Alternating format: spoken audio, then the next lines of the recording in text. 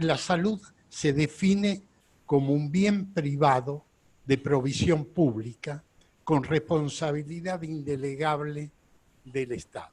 Digo bien privado para poder afirmar que no estamos estatizando los cuerpos, pero este bien es un bien prevalente, es decir, si estoy hablando de un capital biológico. Sin salud no tengo una vida útil, es decir, un potencial vital útil.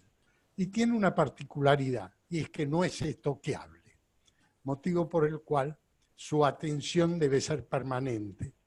Se ha hablado del derecho a la salud, cuando en realidad, si queremos ser puros, se trata del derecho a la protección sanitaria. Y hay que responder a lo que se llama una cascada conceptual. Es decir, para que no se trate de un deseo, se requiere estructura. Sabiendo que no hay estructura sin sistema, que no hay sistema sin función, que no hay función sin un órgano para cumplir con esa finalidad de salud. Lo que nos está faltando en Argentina es justamente el órgano. Ese órgano que, si yo hago un símil de un carro que porta la salud, tendría que tener 3 velámenes importantes, que es estructura, estrategia y cultura laboral para llevarla adelante, con 4 elementos primarios, más allá de todo el universo que abarca la salud. Es decir, los centros de atención primaria, los hospitales, los centros sociosanitarios, que en Argentina no existen, ahora se quiere instrumentar, externalizar al paciente y llevarlo a un pseudo centro sanitario, y los centros de emergentología. Esos son los elementos, los componentes básicos de eso. Pero desde ya que se requiere un ente coordinador. Una vez más, el elemento faltante, para tener el caballo delante del carro. Esto mismo yo le puedo dar una traducción de una fórmula matemática y poner en el numerador entonces el componente financiero, el componente proveedor. Cuando hablo de proveedor incluyo inclusive a las universidades como elementos proveedores. El componente prestador y el cuarto elemento que sería el componente usuario. Y así podría armar una fórmula como cualquier fórmula, pero saber que responde a 4 factores importantes, donde el biológico es uno de ellos, el otro es la forma de vida, el otro es el medio ambiente y el cuarto elemento es justamente el sistema sanitario. Creo que sería muy claro para ubicarnos, saber cuál es el gasto en salud, al menos para que nos sirva de red para poder pensar.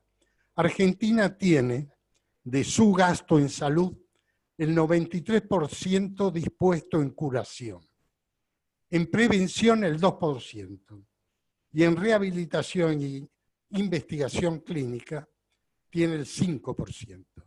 Si yo tomo un país desarrollado, de esos que nos gusta nombrar y hasta compararnos, la curación en un país desarrollado se lleva el 40% del presupuesto, mientras que la prevención se lleva el 30%, la rehabilitación el 10% y el 20% la investigación clínica. Se dan cuenta que frente a este esquema, más que un bache, tenemos un abismo de diferencia. Es decir, sin embargo, cuando se habla de que el sistema de salud existe pero fragmentado, que es realmente un eufemismo para disfrazar la dilución de responsabilidad, la falta de Estado. Con esa verga de que no me querés mandar para no molestarme. Que no me Otro elemento es la carencia y el derroche que se dan simultáneamente. Y por el otro lado, las ausencias y duplicaciones. ¿A dónde nos lleva esto? Esto nos lleva a la anomia en que tenemos. Una de las características es cuando buscamos responsables que nos contesten yo argentino, que sería la manera de diluir la responsabilidad de una manera clara. Ahora, en un país que elige vivir en el engaño como el nuestro, no basta decir solamente la verdad. Más conviene mostrar claramente las causas de las falsedades, le diría. De ahí que hablo de anomia o de ausencia de autocrítica, es decir, o un pensamiento crítico. A raíz de la pandemia, lo que estamos viendo inclusive es le diría un concurso, una kermesse de opinólogos. Todos opinan, pero nadie se animaría a usar este ejemplo si lo que tendríamos que hacer es construir un puente. Llamaríamos ingenieros y demás. Pues bien, la medicina tiene esa necesidad y esa manera, pero yo quisiera correr el telón y hablar de realidades. Y voy a tomar otro parámetro.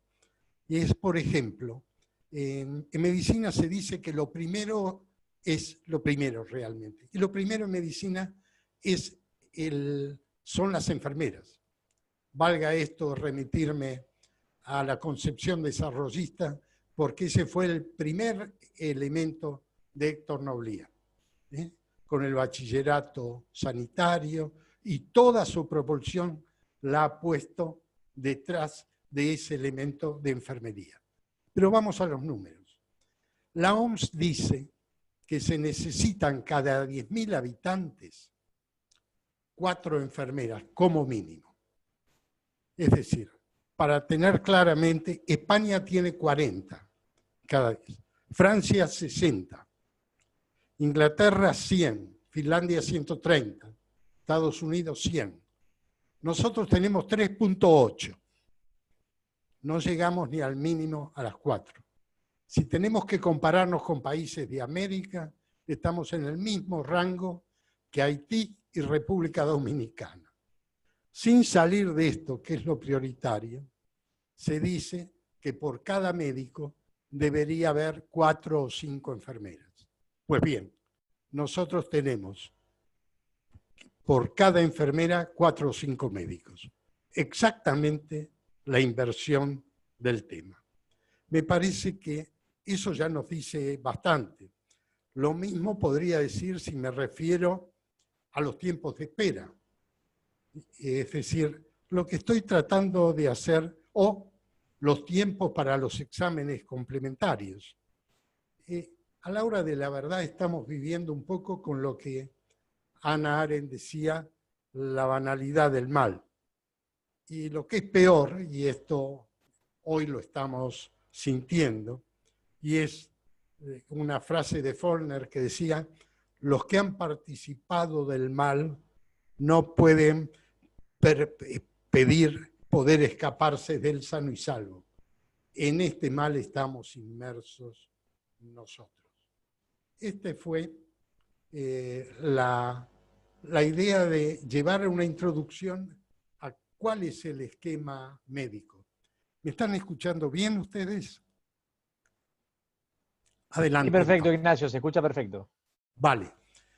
Un elemento válido de esto también es esta situación de pandemia. Es decir, que después de lo que vengo de decir, a mí me resulta que se corrió el telón y quedó la realidad desnuda. Es decir, por lo tanto, en esta situación, en este momento situacional, si queremos hablar puramente, lo que nos queda no es otra cosa que ponerle la cara al toro, ¿no? Ahora, no se trata de pedir insumos o de reclamar más, es decir, de lo que se trata de reclamar es de propuesta. Y lo primero en esta propuesta, a mi entender, es recurrir al conocimiento. Parecería que la pandemia es un invento de hoy, cuando en realidad Red y Frost en el año 1928 ya explicaron la teoría de la pandemia. Es decir, claramente, aunque aquí existe un elemento también de demora. Piensen que en el 2015 ya la OMS nos anunciaba que se venían las pandemias y nos decía, la pregunta ingenua o cándida o indebida era, ¿de qué pandemia se habla? Y la OMS contestaba, no sabemos, se vienen 18 pandemias, pero preparen esto. Prepararse quería decir realmente armar los hospitales con las salas, empezar a dividir el hospital, siguiendo un principio básico en medicina. Hoy todos hablan del triaje, pero no están hablando de la diferencia entre urgencia, emergencia y catástrofe, que son tres cosas distintas que tienen que ser planificadas. No es momento de la catástrofe el estar pensando cómo debo reaccionar. Esto tiene que estar elaborado previamente. Si me van siguiendo hasta aquí, les diría que bueno, y no es esto que lo podamos solucionar con un comité de crisis. ¿Me explico? Esto requiere realmente un gabinete de gestión estratégico operacional, es decir, alguien que trabaje con un tablero de comando. Es decir, el tablero de comando tiene un elemento estratégico que nos habla de la planificación, de la gestión y de la evaluación de esto. Si yo busco cómo componer la gente imprescindible para ese tablero de comando, lo primero que necesito sería un estratega. En segundo lugar, necesitaría el sanitarista y epidemiólogo, es decir, aquel que nos diga cómo proceder. ¿Proceder por qué? Y aquí sí vuelvo a un elemento nuclear en la pandemia, a lo que se llama contacto adecuado. Contacto adecuado quiere decir cómo relacionar y cómo interactúan entre el agente patógeno, esté en un enfermo o en un portador sano, y el huésped al cual se va obligatoriamente a contagiar. Es decir, sabiendo y teniendo, y eso los epidemiólogos lo manejan bien, que no se trata de una probabilidad matemática, como nos anuncian diariamente, si la curva se achata, avanza, porque la probabilidad sanitaria tiene otro tipo de variables que hasta obligan en primera instancia a tener un estudio demográfico, un estudio urbanístico y desde ya la apoyatura de los Big Data para poder manejar tantas variables. Es decir, Argentina tiene, como bien decía Hugo, elementos que son básicos y no han sido convocados. Por ejemplo, tenemos el Centro Guliche en Córdoba, que debería estar anunciándonos de cuál es el desplazamiento y el mapa en el país. Mar del Plata tiene el centro matemático que nos diría cuál es la progresión de los pacientes. Existe el Centro de Enfermedades Virósicas, el Instituto Nacional Maistegui. Digo, cuánta gente con capacidad, y no se trata de opinólogos, se trata de gente que no está descubriendo que es una pandemia. Ayer escuchaba inclusive que en Francia se está probando los sueros de los pacientes, y este es un elemento que ya en el 56 el Instituto Maistegui lo había hecho en Buenos Aires. Digo, realmente estamos casi, diría, frente a una ceguera social o parálisis, sabiendo que somos víctimas de esto. Llegado a este caso, creo que no estamos cumpliendo, y ahora sí, si me permiten, no más de 3 minutos, quisiera referirme a esos maestros que tuvo la usina desarrollista, que nos han enseñado algunos conceptos básicos para eso. Isidro Ódena decía, la historia está siempre plagada de contradicciones, de avances y de fracasos, Ni siquiera puede descartarse el error, la temeridad y la locura en el comportamiento de quienes tienen la responsabilidad de dirigir a los pueblos. Esto es un concepto de Isidro del año 1963. Máximo Real, por ejemplo, explicaba diciendo: el agujero negro argentino está dado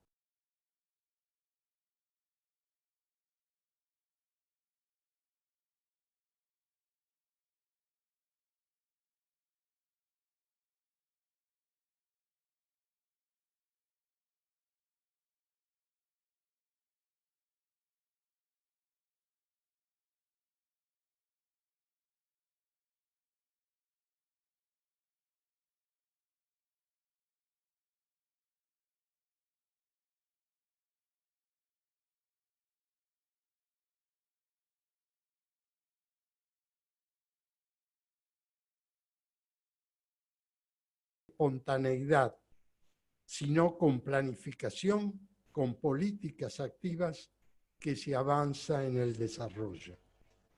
Después de esto y de estas reflexiones, preferiría estar abierto a las preguntas de ustedes y ganar el tiempo de manera tal de hacer lo que decía Bobbio, que es decir, un diálogo no es el monólogo de dos. Avancemos a ver si grupalmente podemos charlar.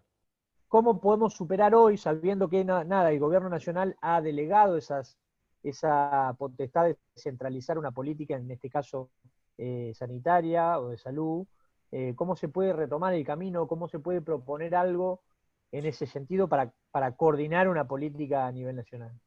Fíjate, a lo que vos comentás, mi primera asociación fue en el año 80 con el ministro de Salud de España, que con todas las autonomías dijo café para todos, como si todos pudieran poder tolerar el café y que cada autonomía se las arregle. Es decir, realmente las consecuencias las estamos pagando. Fíjate que lo único que nos falta es que la provincia ya bandera tiene, falta que tenga ejército. Pero con respecto a salud hay absolutamente una fragmentación total. En esta guerra bacteriológica se ve que cada uno actúa con la anomia que presenta el país. Sin embargo, la estructura existe.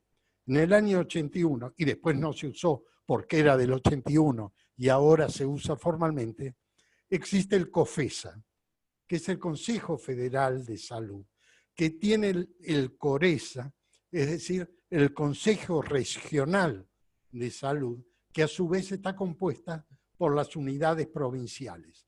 Quiere decir que la herramienta está, el lugar de convocatoria está, pero llegamos a la paradoja de que un turista entrerriano está pasando sus vacaciones en Córdoba, hace un infarto y el intendente no lo atiende porque no pertenece a Córdoba. Y el ministro dice de cordobés que no tiene firmado el contrato con el entrerriano. Es decir, mira hasta dónde llega esa fragmentación. De ahí la necesidad de crear justamente un sistema federal integrado de salud. Pero la herramienta, el soporte, la mecánica, la tenemos. Una vez más, no usamos lo que poseemos. ¿Cómo evalúa usted la decisión del gobierno nacional de establecer esta cuarentena? Si cree que acertó o no acertó. ¿Puedo contestarle a esta antes de avanzar? Sí, sí. Bien. Yo vengo de referirme a que al que hay que demandar no es al gobierno nacional con un comité de crisis, sino justamente a un gabinete que nos diga, con los especialistas que corresponden, el concepto.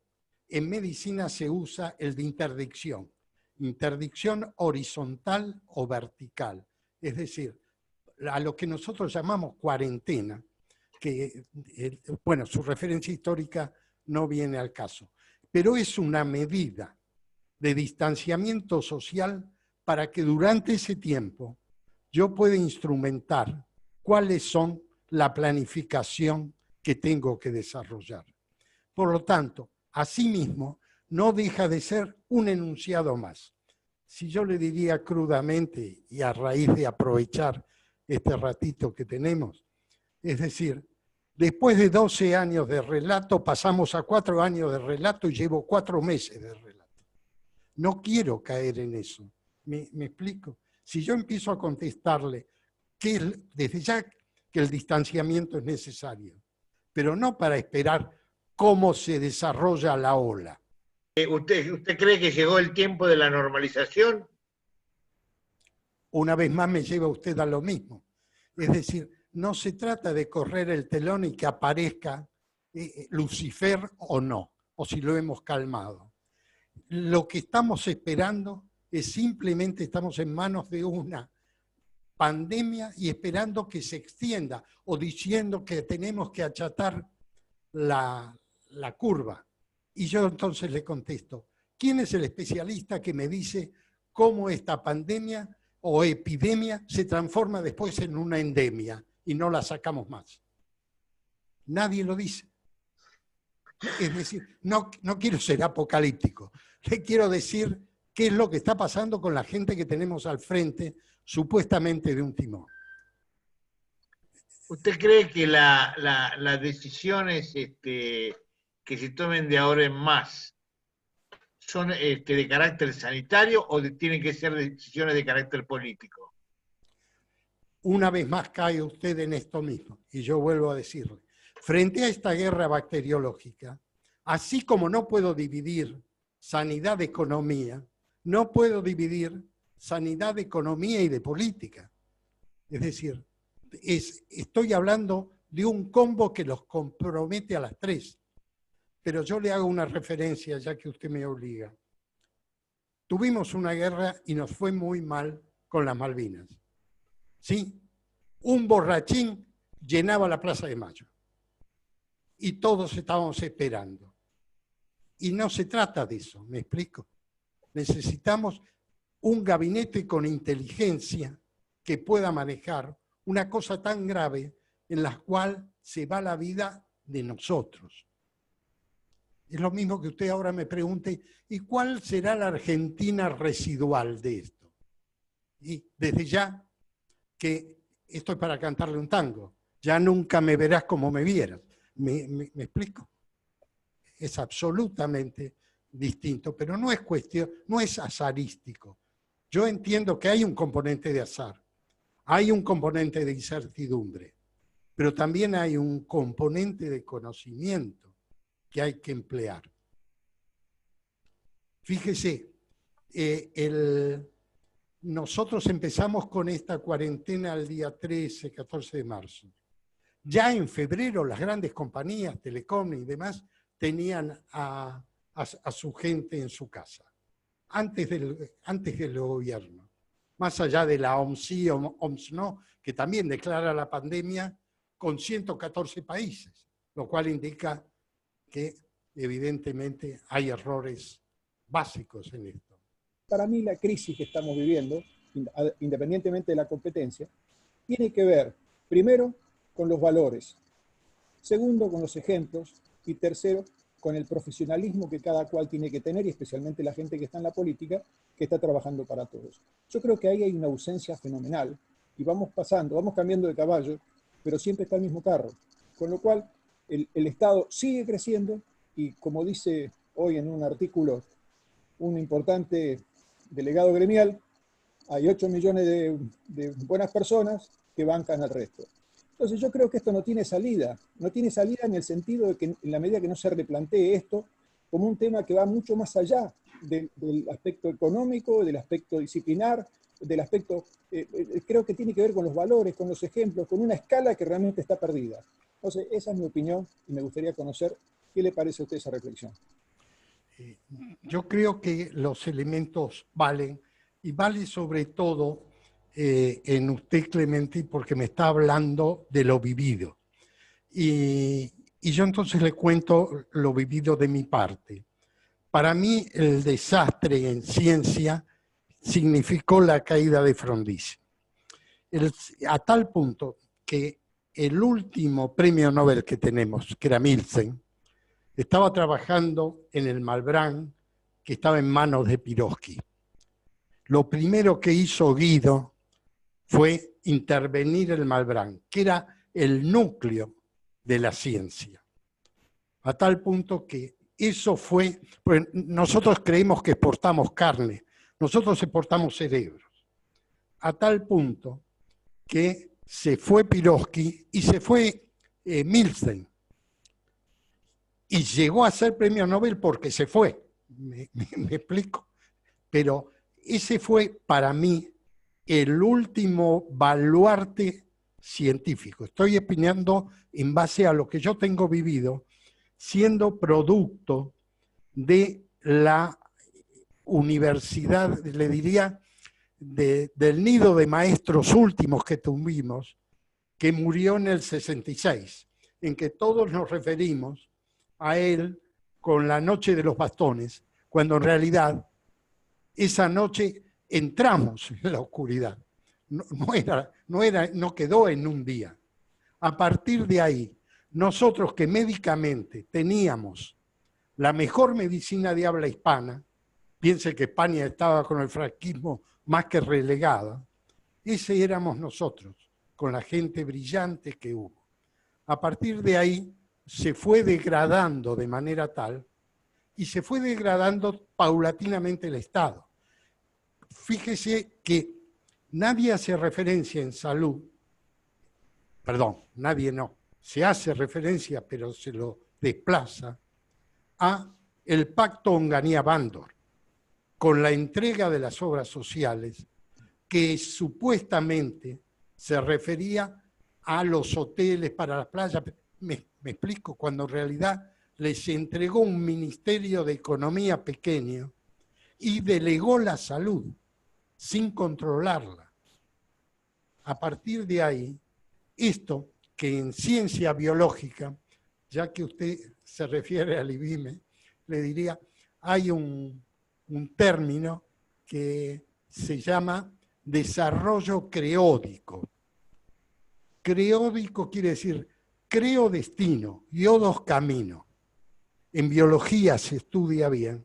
Es decir, cuando hay un desarrollo biológico en curso y yo altero el tema, voy a tener un teratoma, una deformación de las cosas que después no puedo retrogradar. Este es el único país con obra social, ¿me explico? Tenemos una estructura que ya desde el vamos. Ahora, porque si no caigo en lo que se llama la falsa conciencia o el reduccionismo. Es decir, empiezo a discutir una sola cosa y dejo el todo. ¿Me explico? Y entonces puedo ver si el tema es la descentralización o no. No, el tema es que no tenemos el órgano que se ocupe de la salud. Fíjese con un ejemplo simple. Tenemos universidades, tienen la CONEAU, tenemos un Ministerio de Educación, tiene las políticas universitarias, y yo le pregunto, ¿por qué armamos profesionales que no responden a las necesidades del Ministerio de Salud? Es decir, estamos hablando, si necesitamos respiradores, cuando sabemos que no tenemos enfermeras, que no tenemos anestesistas, para decir, realmente, y me permito, por respeto que usted me impone, en el año 82, en la Guerra de Malvinas, había una revista que se llamaba El Porteño. Aparece una foto que no la puedo sacar de mi cabeza, donde un correntino, porque eso sí, hicimos la guerra en las Malvinas con correntino. Es decir, el correntino estaba en un cañón antiaéreo y decía, se me vienen encima como chancho a los melones. Dígame si yo en esta pandemia no me siento igual que el correntino, con la diferencia que somos 44 millones de correntinos. Primero Verónica, de acá de Capital Federal, pregunta, un tema que está tan en la opinión pública hoy con el tema de la libertad de los presos, si existe o cuál podría ser un plan de contingencia para las personas privadas de libertad en la provincia de Buenos Aires con más de 45.000 detenidos. Y esa es una parte de la... Y te tira la otra, que es cortita también, que la pregunta Javi Manso desde Gualeguay, Entre Ríos. ¿Qué opinión tenés de la llegada de los médicos cubanos? Así que vamos primero con los presos de la provincia de Buenos Aires. Bien, fíjate, el primer elemento que tiene un gabinete de gestión estratégica en una epidemia es poder detectar para las interdicciones horizontales o verticales, que nosotros llamamos de esta manera de retenerlos en casa o aislarlos, pero son interdicciones en sí, las cuarentenas me refiero. Fíjate que el primer elemento es saber dónde está la población vulnerable. Hace 4 días descubrimos que son los geriátricos y ahora que son las cárceles. Es decir, estamos hablando de criterios de indefensión donde yo te diría que esto es una ceguera social. Todo tipo ciego lo único que hace es atrofiar la inteligencia. Entonces, no me pidas respuestas para un pueblo ciego, porque me recuerda, además, y esto con todo respeto para quien hace la pregunta, había un dicho allá en la India de una aldea que es invadida, una aldea de ciegos, que es invadida por elefantes. Y unos dicen, son muros. Otros dicen, no, son alfombras, porque otros tocaban la trompa y decían, son caños. Y el tema no son los ciegos, sino lo que repiten lo que dicen los ciegos. Es decir, caemos en una magnitud como para preguntarnos cuál es el tema de la cárcel. ¿Me explico? Con respecto a los médicos cubanos, no quiero hacer de esto un planteo ideológico, porque históricamente en la sanidad mundial los cubanos han trabajado bien. Cuando hubo el tema del ébola, el mundo no respondía. Estados Unidos mandó 4, España mandó 10 y los cubanos mandaron 400. Pero estoy en el ébola. Ya llegado a la Argentina, te digo que hablar de médicos cubanos cuando tengo el caudal de médicos argentinos no quiere decir eso que no haya 1, 2, 5 entrenados en el tema del ébola. ¿Me explico? Pero estoy hablando entonces de una participación no de 200 soldados, sino de 5 capitanes entrenados, que es posible que existan. Si no, me niego a entrar en un tema que también me saca de banda. Me explico, porque no los necesitamos. Y no quiero entrar en el detalle de cuánto les pagan, cómo les pagan o cómo se formaron, porque no serán los únicos países en que todo tipo formado y al cual se le costeó la profesión tenga después que pagarla. Pero eso es un tema cubano, no argentino. Motivo por el cual, si pasan por el nivel y el tamiz que la universidad tiene que imponer, y no tengo nada que decir, pero estoy hablando a posteriori de su evaluación universitaria acá. No quisiera agregar otra cosa porque no encuentro qué. No. ¿Te queda claro? O... Sí, fantástico, fantástico. A ver si veo alguna otra pregunta más. ¿Alguno quiere preguntar, usar el micrófono para preguntar? Si no, yo tengo acá un par de chats. Nadie, no veo manos levantadas. Recuerden que tienen el micrófono silenciado si quisieran... Hugo levantó la mano, mirá. Ahí, Hugo, ¿tenés el micrófono silenciado? Sí. Ahí te di aire. Dale, por favor. Sí, doctor Ignacio. Hugo Carasay. ¿Qué tal, Hugo? Tengo la sensación que hay muchos recursos que a veces se superponen y se dilapidan. ¿Por qué? Porque a veces en la fábrica veo que un simple operario tiene una uña lastimada y le hacen una tomografía computada, gastan un montón de plata, y por ahí alguien que necesita una tomografía computada tiene que esperar un turno 30 o 50 días.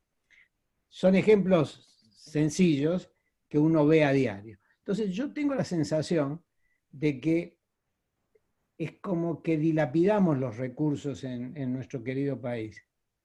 Con toda esta superposición, y pregunto, ¿no sería mejor, siguiendo su idea, que ya me la explicó varias veces, de que exista una política centralizada en materia de sanidad y que se descentralice la ejecución? Voto con las dos manos lo que acabas de decir, pero quiero contestarte usando el mismo ejemplo. Fíjate, tal es la característica de carencia y derroche, y ahí entra la tomografía computada, que en la ciudad de Buenos Aires el 50% de las tomografías que se piden no se retiran. Es decir, date cuenta hasta dónde el médico pide, porque, es decir, esto es una nave que va y los médicos están haciendo agujeritos para tomar agua, no sé, y la nave se hunde. Es decir, desde ya que las pautas tienen que estar centralizadas, pero te diría, yo creo haberlo dicho, si no lo repito, la estrategia de ese centro del comando centralizado tiene que ser estrategia, estructura y cultura laboral. Lo que estamos ahora, la cultura se infiltra y en un país de anomia, todos miramos tranquilos cómo tenemos McDonald's que comen hamburguesas, pero tenemos médicos McDonald's. No sé si te infiltra la ideología del consumo. Más allá de Karl Kraus, allá por el 1920 dijo que Dios había creado al hombre como hombre y no como consumidor. Pero bueno, es como vos estás diciendo. No solamente eso, aparecieron las guías clínicas que podrían ser una apoyatura, sin embargo, se transformaron en un elemento que obvia la reflexión. Y entonces se pide lo que la guía dice, no lo que yo necesito, porque también si paso a ver un paciente en 10 minutos en lugar de la hora que requiere, es decir, que requiere, y como no tengo la historia clínica centralizada, necesito después, porque podría ser que yo solucione algo en 10 minutos, de una historia que levanté en 2 horas. Y puede ser que yo la evolución la maneje de esa manera. Digo esto para ver cómo se ha desnaturalizado la profesión. A tal punto que, fíjate, las universidades forman médicos, en este caso, que después no tienen una educación médica continua obligatoria, ni una reválida periódica. Los colegios médicos supuestamente regentean el ejercicio de la profesión que la universidad no está conectada. Y eso se meten en un mercado que el Estado no controla. Y entonces, bueno, y vale acá volver a la reflexión desarrollista. El desarrollismo nace cuando Carlos Osbar escribe La Cuestión Nacional. Digo, y ahí caigo de vuelta en lo que decía Frondizi. Somos un territorio con vocación de nación. El tema es cómo hacemos nación. ¿Me explico? ¿Cómo nos hacemos cargo? Si no hablamos de política de Estado, cuando estamos hablando del Estado, ¿de qué? En una liga de provincias. O de gobernadores, en el mejor de los casos. Pero bueno, fíjate, Misiones decide una cosa, Neuquén decide la otra, mi vecino decide la otra. Y cada uno, es decir, no solamente eso, y el Estado profita de delegar la responsabilidad. Mirad el ejemplo de Alemania, como claramente dice, estoy necesitando el 70% de gente inmunizada y voy a enfrentarlos hasta lograrlo. Los suecos deciden no hacer nada, pero en el manejo, no es que están paralíticos. Y nosotros andamos según el vecino. ¿O qué va a pasar con la chatura de la... o lo que pueden decir el mercado médico? Y no quiero avasallar sus intereses, pero los necesito en una mesa para acordar una política. Eso se llama negociación y acuerdo. ¿Pero quién llamó a un acuerdo sanitario? Nadie. ¿Quién sentó en la mesa a todos los componentes? Pero eso es preservar la vida del país como tal. Hablaste, Ignacio, de la fragmentación desde el punto de vista territorial. Después hiciste otro aspecto vinculado con la fragmentación al hacer mención al pacto Bandor con Onganía por el tema de las obras sociales.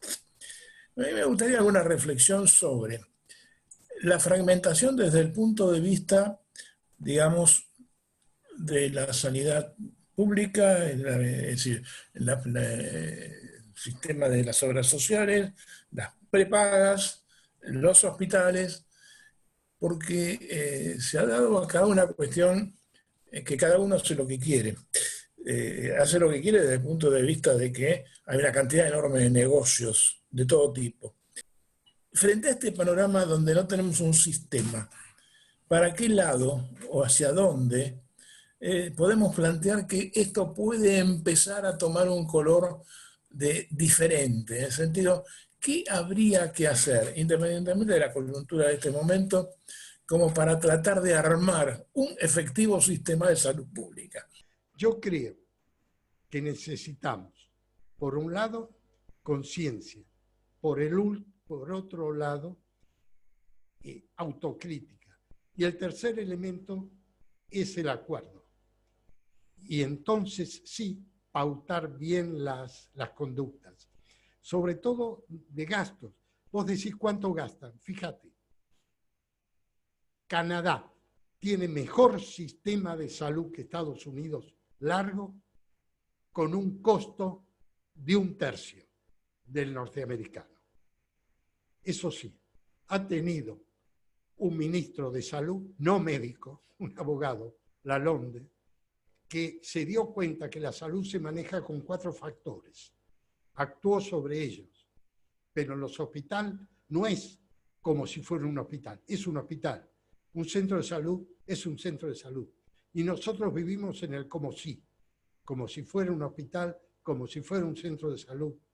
Inclusive, como si el médico fuera médico, y ya yendo al usuario, te diría, ¿cuánta gente viaja sin tener su cédula de salud o su carta médica? Digo, ¿hasta dónde llega la ceguera por el cuidado propio de uno? Es decir, más allá de ver cómo se ha degradado las instituciones, a las cuales seguimos llamando hospital, o seguimos llamando centro médico. Pero está armado todo con subsidios ocultos, para decirlo bien, ¿no? Fíjate, el sector privado se hace de médicos cuando no participa en la formación. La universidad se hace de los hospitales cuando no participa en el costo de los exámenes, pero manda a los alumnos. Y vos tenés que pedir exámenes para que el alumno aprenda. Entonces, ¿quién es el que sostiene todo esto? Y la única vaca que ya no tiene, es decir, más que tener una población, tiene garrapatas. No sé si me entienden. Manuel Bianchi nos pregunta, ¿qué tan eficaz puede ser una cuarentena comunitaria dado el estado de los barrios de emergencia, por ejemplo? Las interdicciones globales no son útiles. Yo nombré a a los geriátricos, ¿no? Fíjate, en ese caso, las proporciones matemáticas, los cálculos matemáticos, en una villa necesito cálculos sanitarios distintos, urbanismos distintos, demógrafas, es decir, saber de qué población, cuáles son las características. Para eso nos avisaron en 5 años. Voy a leer una que tengo acá en el chat de Miguel Quilibarda, el cual aprovechamos para saludar allá desde Santa Fe. Nos pregunta, o te pregunta, básicamente, dice, al día de hoy, los fallecidos por millón de habitantes en nuestro país es uno de los menores del mundo.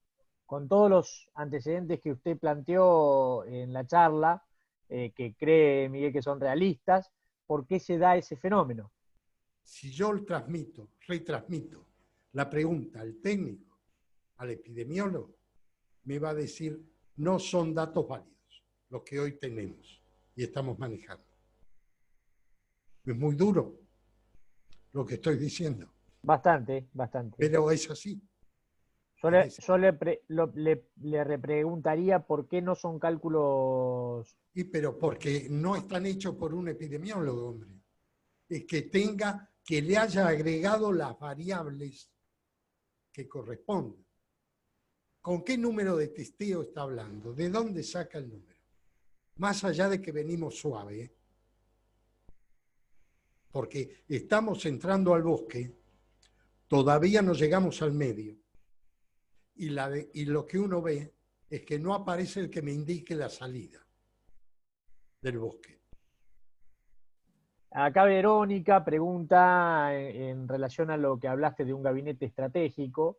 Sí. Varios preguntan cómo te imaginás esa conformación, algo nombraste, pero le agrega un ápice, si te parece productivo incorporar los recursos de la sanidad militar a ese gabinete.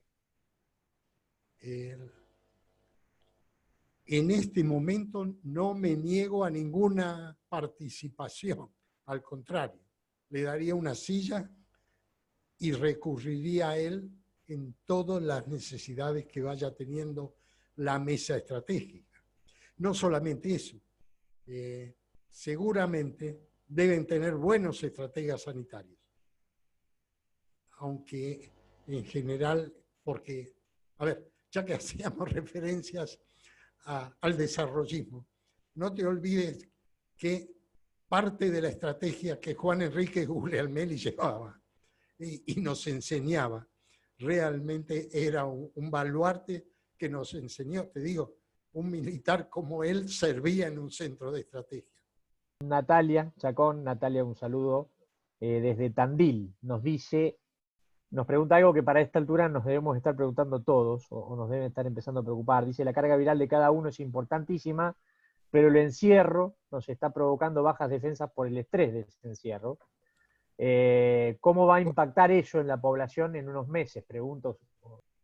Conozco el tema por ser el responsable de la especialidad en gestión estratégica en organizaciones de salud de Tandil. Así que a esa población, además de quererla, le dedico parte de mi esfuerzo. Estoy siguiendo eso, pero ellos creen que bloqueando el sistema y haciendo de Tandil una isla, pueden salir del... Es decir, te lo diría de una manera un poco grosera. Es decir, recordad que muchos creían que el Sol giraba alrededor de la Tierra, después que la Tierra era plana. Ahora, que Tandil piense que se puede aislar de la Tierra y transformarse en una isla, es decir, cuando también necesita llegar a los planos de inmunidad. En este momento, además, la historia de las guerras nos ha mostrado de que esto no es un encierro. Tandil tiene la suficiente expansión para poder crear interdicciones parciales. Es un tema que conozco porque lo estoy siguiendo día a día. Pero bueno, esta es en este momento la resolución de Tandil en base al criterio de que hay ellos zafarán de esto. Y bueno, es muy improbable que así sea. Pensá que para aquellos que han vivido la Segunda Guerra Mundial, los guetos y demás, esto no es nada más que apenas un gesto novelesco. Yo me recibí de médico en la Facultad de Medicina de la UBA hace 50 años exactamente. En aquella época, años 69, década del 60, mis profesores nos insistían con que era mucho más barato y eficaz la prevención que el tratamiento o la curación de las enfermedades. 50 años después, por los datos que nos brinda acá el doctor Katz, seguimos invirtiendo un 2% de los recursos dedicados a salud en prevención de las enfermedades. La pregunta es, ¿cuáles han sido los obstáculos para que esta situación se siga manteniendo de esta manera? Y quizás el mayor obstáculo, creo que el primer obstáculo es interno, le corresponde al sector médico, que inclusive por formación, porque tiene una formación asimétrica en relación al resto de la población. Así que la responsabilidad nos cabe mucho más a nosotros que al resto de la población. Hemos tenido una franja de tolerancia. Creo que ahora se corrió el telón y no hay margen de tolerancia, pero hemos sido tolerantes en esto. Y además ha habido intereses. A ver, voy a tocar un tema que no sé cuál es su posición, pero la enfrento a partir de la mía. Yo soy un creyente de la medicación genérica, ¿sí? Creo en los genéricos como recursos farmacológicos. Sin embargo, cuando se crea la ley de genéricos en la Argentina, Clarín publica un artículo mío que dice política regresiva. ¿Por qué? Porque Argentina no estaba fabricando genéricos reales, estaba fabricando genéricos truchos. Yo al cargo de una terapia intensiva, donde no podía más que tener la medicación correcta, podía descartar cuál en cuál, pero la población en general no. Es decir, yo le preguntaría desde entonces, ¿cuántos gobiernos hemos tenido que se ocupen de la salud? Es decir, la verdad que ninguno. Por eso, digo, porque al menos en educación armaron un congreso pedagógico. Después yo puedo discutir las consecuencias. Pero en medicina no armo nada. Al revés le digo. Hace 4 días que la Academia de Medicina se declara preocupada por la pandemia.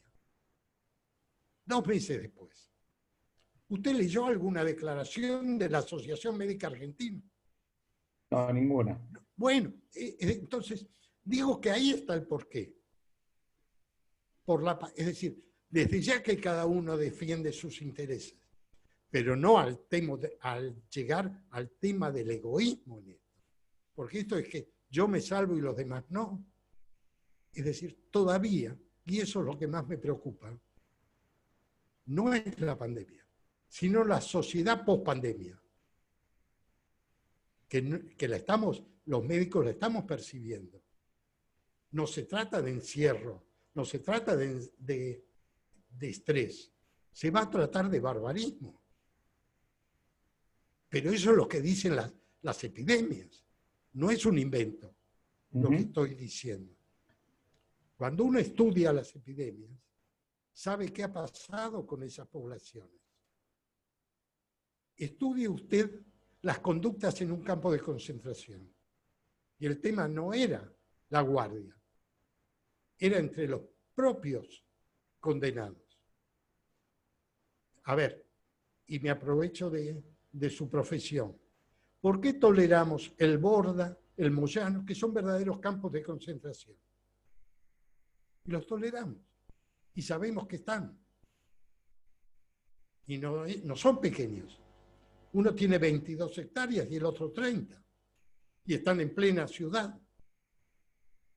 Y para nosotros, Constitución es la salida de tren. No es un campo de concentración que tenemos al costado. Usted me habla de salud. Fíjese lo que es la salud mental. Tenemos leyes y no se cumplen. Se dice que hay que levantar el Moyano y el Borda y pasarlo a los hospitales generales. Y no hay ningún hospital general que lo tolere ni que tenga infraestructura para recibirlos. Digo, el grado de ceguera social es de una magnitud que obliga a... No podemos en esto jugar... O usted está viendo ahora a exministros, a gente que se le puede aplicar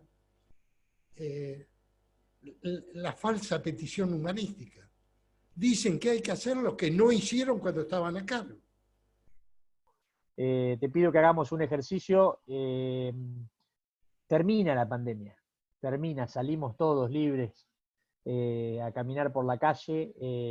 No sé, en 2, 3, 4 meses termina la pandemia, pero tenemos que seguir pensando en un país, y una parte importante, y por eso está usted charlando con nosotros, es cómo repensamos la salud. Ahí lo veo al diputado Juan Martín, un gran saludo, que está conectado también. Tenemos que volver a repensar un sistema de salud, y nosotros como hombres de la política y como hombres que nos preocupan los temas nacionales, tenemos que volver a plantear una cuestión. Decinos por qué lado tiene que ir esa propuesta, por qué lado podemos retomar y dejar de llorar por los rincones de la salud que no tenemos y empezar a construir la salud que queremos tener. Te diría, usando un poco a Lao Tse, que decía, hay que actuar sobre lo que no existe. Te diría, volvemos al principio. Si recordás cuando me preguntaste cómo titular esta reunión, yo te dije, te di 2 opciones. Una era la salud que no tenemos y otra era retornar al pensamiento crítico. Creo que por ahí pasa la clave. La clave es volver a tener una usina que pueda pensar críticamente esto.